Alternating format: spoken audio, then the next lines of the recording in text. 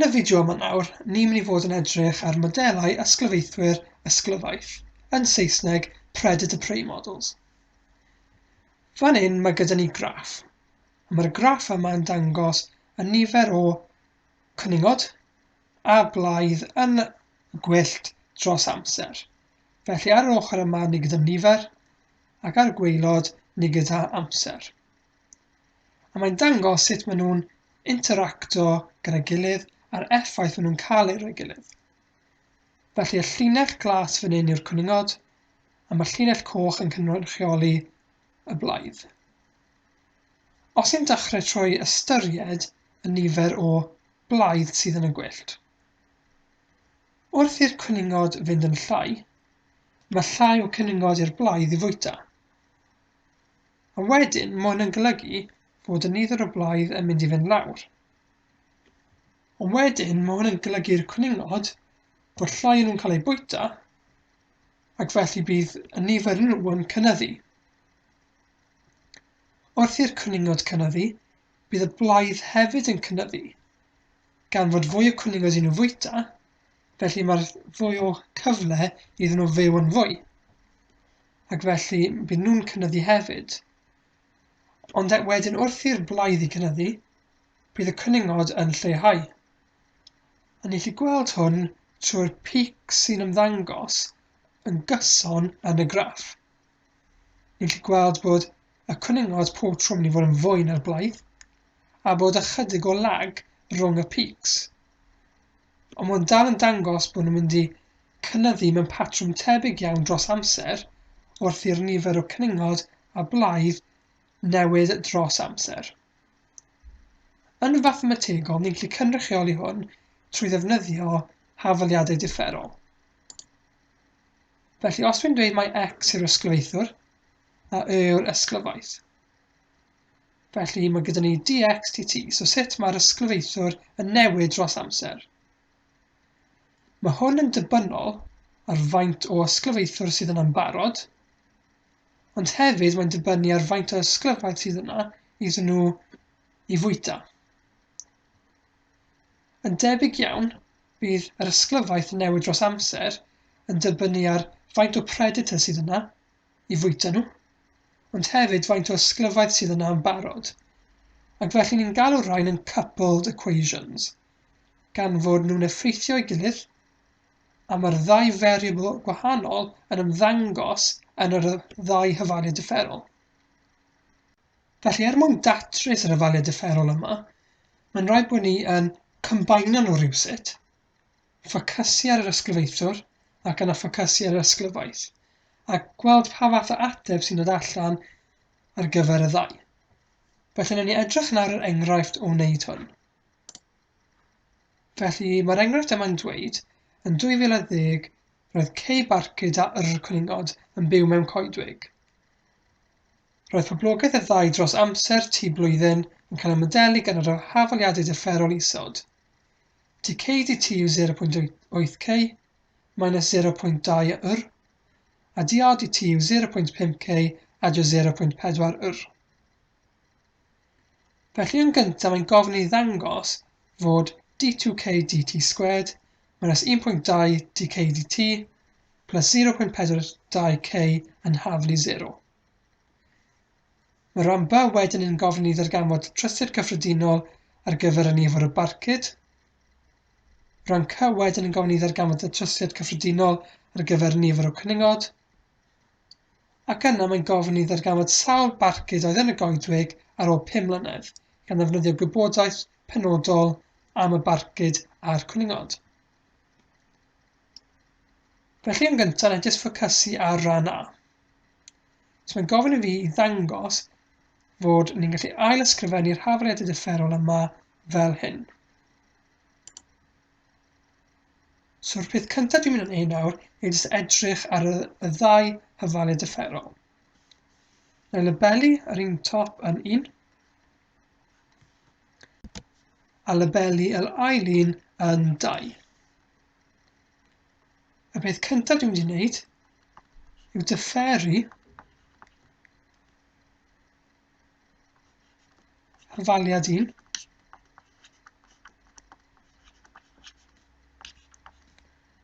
gyda pharch theta.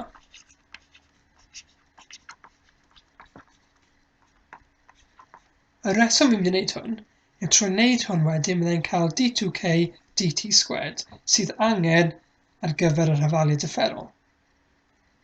Felly os dwi'n wneud hwn, dwi'n mynd i cael d2k dt sgwed yw 0.8, os dwi'n differu k, na i just cael dk dt. Ac os dwi'n differu 0.2 yr, dwi'n symud i cael tynnu 0.2 di yr dt. Dwi'n gwybod bod angen popeth i fod yn nhermau k. Ar hyn o bryd mae gen i dr dt. So beth dwi'n mynd i wneud yw amnewid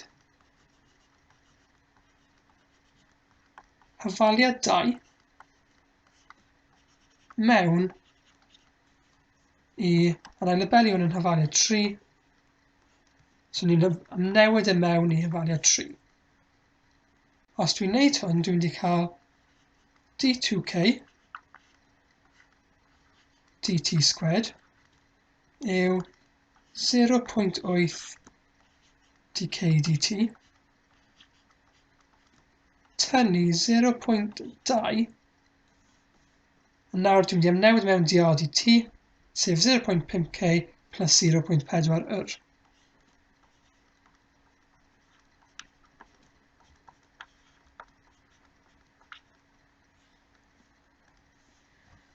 Mae hwn yn edrych ychydig yn well. Dwi wedi cael gwared o'r dr dt, ond nawr mae angen fi cael gwared o'r yr yma, a jyst cael pethau nermau k. Ond cyn i fi wneud hwnna, na i jyst symleiddio beth sydd gyda fi ychydig. So mae gen i d2k d2 sgwed yw 0.8 dk dt tynnu 0.1 k tynnu 0.08 yr. Os dwi'n mynd nôl nawr i'r hafaliadau gwreiddiol, dwi'n gallu gweld oni bai am y 0.2 yr, mae'r hafaliad 1 i gyd i'w wneud a dk dt neu k.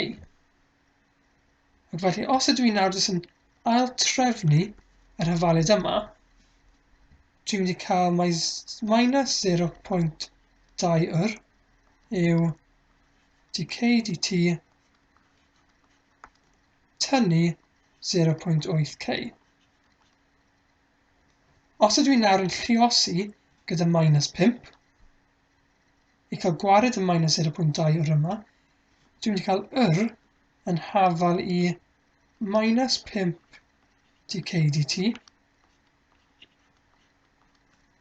adio 4k.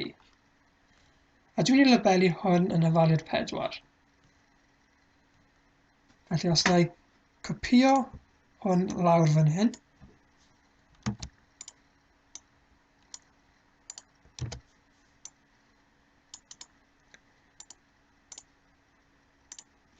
na i galw hwn yn hafaliad 5, a dwi'n mynd i amnewid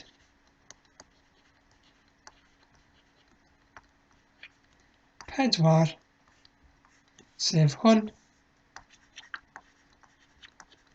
mewn i hafaliad 5. Ac os dwi'n wneud hwn, dwi'n mynd i cael d2k dt sgwed yw 0.8 dk dt minus 0.1 k minus 0.08 lluosi gyda minus 5 dk dt plus 4k. Felly nawr neu ei ehangu hwn, sy'n mynd i roi d2k dt sgwed yw 0.8 dk dt minus 0.1k adio 0.4 dk dt minus 0.32 k. Ac felly yn ôl y nawr dwi'n mynd i tacluso hwn. Neu casglu y termau gyd ar un ochr. So mae gen i d2k dt squared minus 0.8 dk dt minus 0.4 dk dt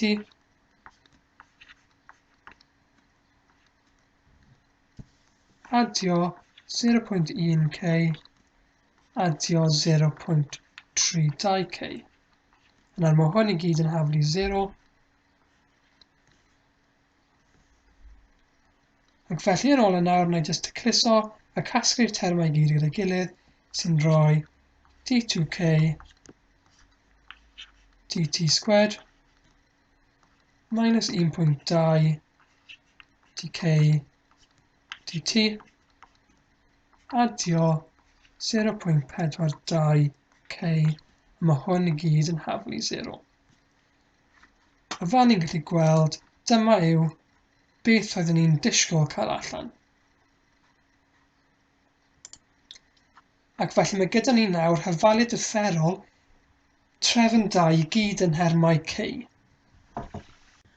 Nesa nawr, nawn ni edrych ar ddarganfod datrysiad cyffredinol ar gyfer y nifer o barcud yn y goedwig ar amser T flwyddyn.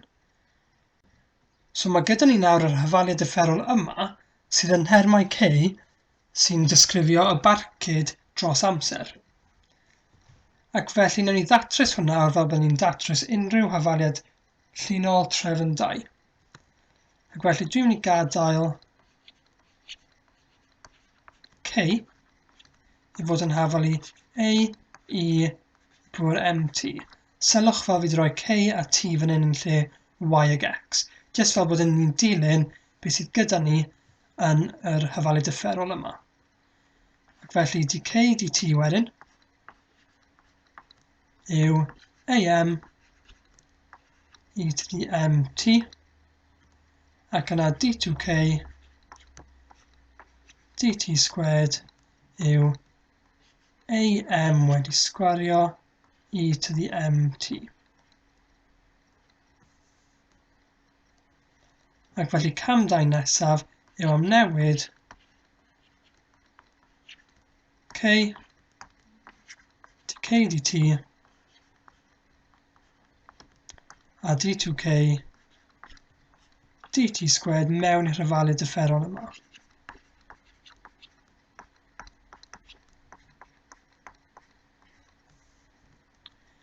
Os ni'n neud hwn, ni'n mynd i cael am wedi sgwario e pŵer mt minus 1.2 am e to the mt adio 0.42 ae to the mt. Mae hwn i gyd yn mynd i fod yn haflu 0. Felly nawr, ni'n mynd i ddatrys yr hafaliad ufferol yma. Felly nawr ni'n ffactorio ae to the mt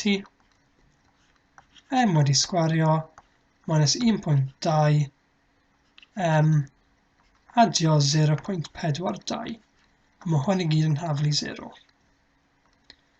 Ni'n gwybod fod ffwythiannau esbynyddol ddim yn gallu fod yn haflu 0, so bydd hwn yn fwy na 0 sy'n gadael ni gyda'r hafaliad ategol m wedi sgwario minus 1.2 m adio 0.2 a mae hwn nawr yn haflu 0. Os ni'n mynd nôl yn gyflym i'r graff sydd gyda ni fan hyn, ni'n gallu gweld bod e'n edrych fel rhyw fath o sin neu cosgraff.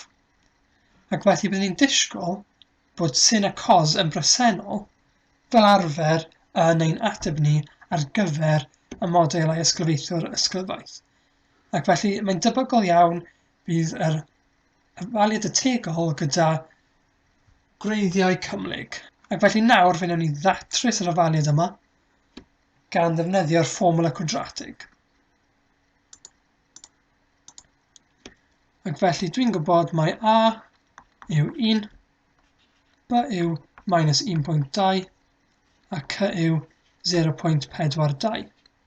Os ni'n amnewid y mewn i'r hafaliad quadratig, ni'n cael m yw 1.2 plus neu minus ail isradd minus 1.2 wedi sgwario minus 4 lluosi 0.42 lluosi 1 dros 2 lluosi 1 sef 2.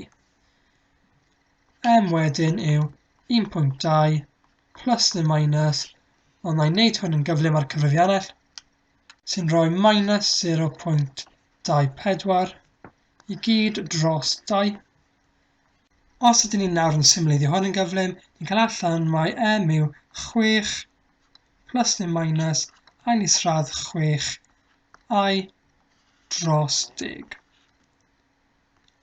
Ac felly gallai ddweud nawr y ran real bydd 6 dros 10 a ran dychmygol bydd ail isradd 6 dros 10. Ac felly fan hyn nawr ni'n gallu dweud mae'r datrysiad gyffredinol. Ac felly nawr ni'n gallu dweud mae'r datrysiad gyffredinol ar gyfer k yn mynd i fod ar y ffyrdd e to the alpha t lluosi a cos beta t adio b sin beta t. Os dwi'n amnewid mewn y gwerthau sydd gyda ni, mae k yn mynd i fod yn hafal i e i pŵer 0.6 t a cos ail isradd 6 dros 10 t adio b sin ail isradd 6 dros 10 t. Ac felly dyma ateb ni'n gyffredinol ar gyfer y nifer o barcud dros amser. Felly yn y ran nesaf mae'n gofyn i ni ddarganfod datrysiad gyffredinol ar gyfer nifer y cwningod yn y goedwig ar amser t flwyddyn. Wel, y peth cyntaf dwi wedi wneud yw ysgrifennu ateb ni'n gyffredinol ar gyfer y nifer o barcud sydd yn bresennol yn y goedwig ar amser t flwyddyn. Yna dwi wedi ychwanegu yr hafaliad gwreiddiol oedd gyda ni yn nhermau k, sef dk dt yw 0.8 k minus 0.2 yr. Fan hyn dwi'n gallu bod eitha crafty a dwi'n gallu aildrefnu hwn ychydig. So os dwi'n symud y 0.8 k draw, mae gen i dk dt minus 0.8 k yw minus 0.2 yr.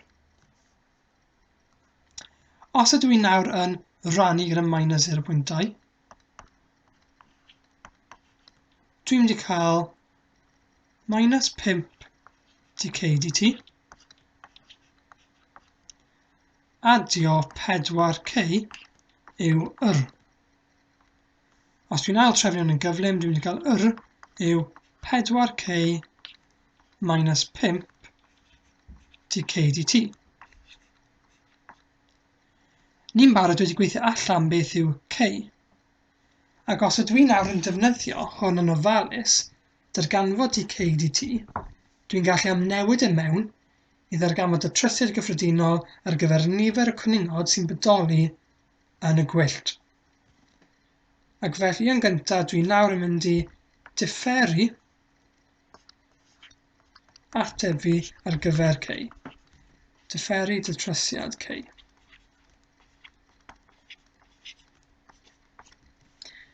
Ni'n gwybod roedd k yn hafal i e i 0.6 t lluosi a sin ail isradd 6 dros 10 t adio b cos ail isradd 6 dros 10 t. Felly os dwi nawr yn differi hwn, felly dwi'n differi hwn gyda pharchu t, mae angen i fi ddefnyddio'r reol lluoswm. Felly os dwi'n differu'r I pŵer 0.6 t yn gyntaf, dwi'n mynd i cael 0.6 I pŵer 0.6 t, lluosi gyda A sy'n ail isradd 6 dros 10 t, adio B cos ail isradd 6 dros 10 t. Nesa nawr na I adael yr I pŵer 0.6 t fod. So dwi'n mynd i adio I pŵer 0.6 t. Ac yn os dwi'n differi, dwi'n mynd i cael root 6 dros 10a cos root 6 dros 10 t. Tynnu root 6 dros 10 b sy'n ail isradd 6 dros 10 t.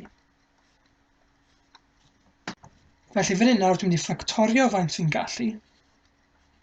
Ac felly yn gyntaf, beth dwi'n mynd i wneud yw ail-ysgrifennu dk dt trwy mynd â I pŵer 0.6 t sy'n ail isradd 6 dros 10 t tu allan. Os dwi'n wneud hwn, dwi'n mynd i cael 0.6a tynnu ail isradd 6 dros 10b. Yna dwi'n mynd i fynd ar I pŵer 0.6 t tu allan, ac yna cos ail isradd 6 dros 10 t tu allan, sy'n gadael ni gyda 0.6b adio ail isradd 6 dros 10 a ar ôl. Felly fan hyn nawr, ni'n newydd gweithio mas beth yw dk dt, a ni'n newydd gweithio mas beth yw k yn y ran diwetha. Felly nawr dwi'n gallu newid nhw mewn i gweithio mas datrysiad gyffredinol ar gyfer yr. Felly yr yw 4 lluosi gyda I pŵer 0.6 t, lluosi gyda A sy'n ail isradd 6 dros 10 t, adio B cos ail isradd 6 dros 10 t. Yna dwi'n mynd i tynnu 5 lot o dk dt, sef I 0.6 t sy'n ail isradd 6 dros 10 t, lluosi gyda 0.6a tynnu ail isradd 6 dros 10b. Yna dwi'n mynd i adio I pŵer 0.6 t cos ail isradd 6 dros 10 t, lluosi fe gyda 0.6b adio ail isradd 6 dros 10 a. Felly dyma nawr yw ateb ni ar gyfer yr yn nhermau t. Fel ni'n gallu gweld, mae'n edrych bach yn messy ar hyn o bryd, so dwi'n mynd i tecluso fel lan nawr yn gyflym. Felly yn gyntaf dwi'n mynd i fynd â I 0.6 tu allan, a dwi hefyd yn mynd i fynd â sy'n ail isradd 6 dros 10 allan. Os dwi'n wneud hwn, dwi'n cael yng ngadael gyda 4a minus 5 lot o 0.6a minus ail isradd 6 dros 10b. Yna dwi'n mynd i fynd â I pŵer 0.6 t cos ail isradd 6 dros 10 t allan, sy'n gadael fi gyda 4 by tynnu 5 lot o 0.6 by adio ail isradd 6 dros 10a. Felly, jyst i orffen off, dwi'n mwyn cael y datrysiad yma ar y ffurf mwyaf syml posib. So, beth dwi'n mynd i wneud yw dwi'n mynd i ffactorio fe unwaith eto, gan mynd â i pŵr 0.6t tu fas. Wel, mae gen i cyfernodau syn yn gyntaf. Mae gen i 4a, a dwi'n mynd i tynnu -5 lluosi 0.6a, sef 4 tynnu 3 bydd yn gadael fi gyda just a. Yna, dwi'n mynd i lluosi -5 gyda minus ail isradd 6 dros 10, sy'n mynd i gadael fi gyda plus ail isradd 6 dros 2 lot o by. Yna rhoi cromfach fan hyn, achos fi'n mynd i fod yn lluosi hwn nawr gyda syn ail isradd 6 dros 10 ta. Yna, dwi'n mynd i edrych ar beth sydd gyda fi o flaen cos. So mae gen i 4b tynnu 5 lluosi 0.6 by, sy'n mynd i roi just 1 by, ac yna minus b lluosi ail isradd 6 dros 10 yn mynd i roi minus ail isradd 6 dros 2 lot o a, a bydd hwn nawr yn lluosi gyda cos ail isradd 6 dros 10 lot o ta. Ac felly nawr dwi'n hapus mae hwn yw'r ffurf mwyaf syml ar gyfer datrysiad ni ar gyfer y nifer o cwningod. Yn olaf nawr, ni'n mynd i edrych ar y ran yma lle mae'n dweud y wybod fod 10 barcud y 20 cwning yn y goedwig yn 2010, darganfyddwch sawl barcud oedd yn y goedwig ar ôl 5 mlynedd. Felly, peth cyntaf dwi'n mynd i nodi fan hyn yw bod ni gyda datrysiad nawr ar gyfer y nifer o barcud, sef k fan hyn, a datrysiad fan hyn ar gyfer y nifer o cwningod, sef fan hyn. Mae'n dweud wrthyn ni yn 2010 bod 10 barcud y 20 cwningen. Felly, yn 2010, ni'n gwybod mae hwn yn yr amser gwreiddiol, felly mae t yn haflu 0. Dwi'n gwybod pan mae t yn haflu 0, bydd k yn hafal i 10, a bydd y nifer y cwningod yn haflu 20. Ni yn gweithio mas beth bydd gwerth k, so o fan hyn ni yn gwybod beth yw gwerth k pan mae t yn haflu 5. Wel, ar hyn o bryd, dydyn ni ddim yn gallu gwneud hwn, achos dydyn ni ddim yn siŵr beth yw gwerthoedd a beth yw gwerth b. Ond os ydyn ni'n gweithio gyda'r gwerthoedd ni'n gwybod, ni'n gallu gweithio mas beth yw a, ac yna ni'n gallu gweithio mas beth yw b, ac yna ni'n gweithio mas trwy ddefnyddio t yw 5 sawl barcud fydd yn y goedwig mewn 5 mlynedd. Felly i ddechrau dwi'n mynd i newid t yw 0 a k yw 10 mewn i'r ofalyd cyntaf. So dwi'n mynd i cael 10 yw i pŵer 0, lluosi a cos o 0, adio b sin o 0. Unrhyw beth yw pŵer 0 yw 1, cos o 0 yw 1, a sin o 0 yw 0. Felly mae hwn yn gadael ni gyda a yn hafal i 10. Nesa nawr na i edrych ar yr ail hafaliad, trwy amnewid yr yw 20 a t yw 0. Na i hefyd amnewid mewn a yw 10.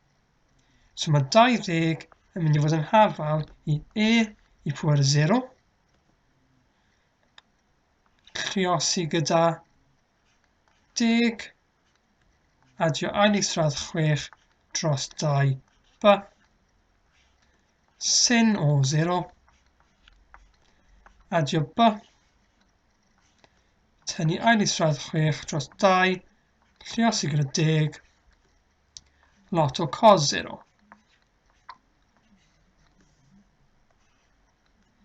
Os dwi'n symleiddio hwn, bydd sin 0 yn 0, i pŵer 0 yw 1, a cos 0 yw 1.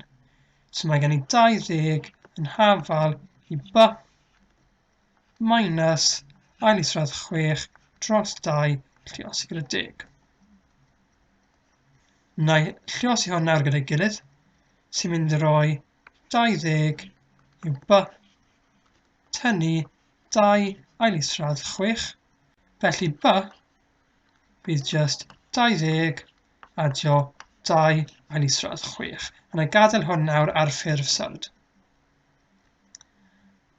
Nawr dwi'n gwybod beth yw a oedd 10, a dwi'n gwybod mai b yw 20 plus 2 ail isradd 6.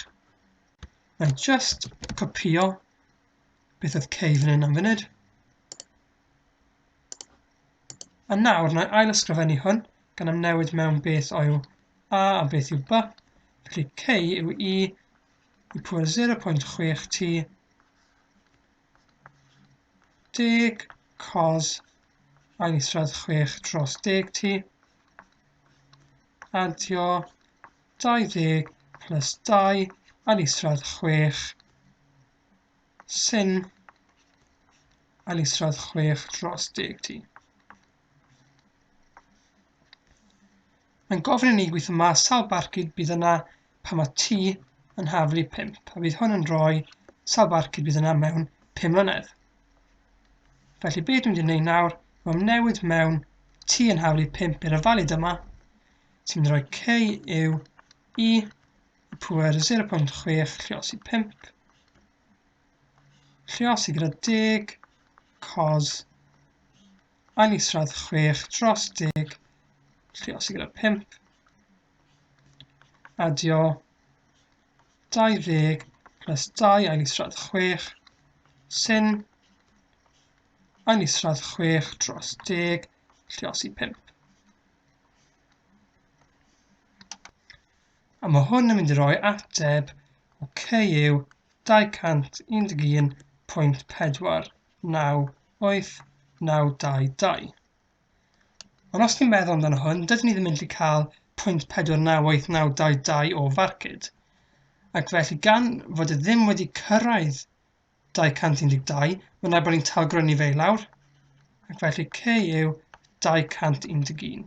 Ac felly bydd 211 barcud yn yr amgylchedd yma mewn 5 mlynedd.